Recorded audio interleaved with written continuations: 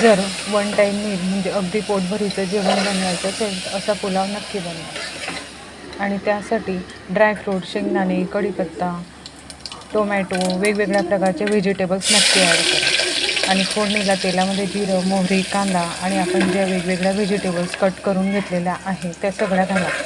अद्रक लसूण ठेचलेला घालायचा. त्यानंतर लवंग, मिरी आणि इलायची क्रश करून घेतलेली आहे. आणि सगळं हे चांगल्या प्रकारे शिजल्यावर आणखी जर तुम्हाला काही मसाले ॲड करायचे असतील तर ते तुम्ही यात ॲड करू शकता. आणि वेगवेगळ्या व्हेजिटेबल्स यामध्ये तुम्ही इतर गाजर, वाटाणा, पनीर वगैरे सुद्धा ॲड करू शकतात. मी जेवढ्या अवेलेबल होतात आणि जितक्या आवडतात त्या व्हेजिटेबल्स मी यात घातलेल्या आहे.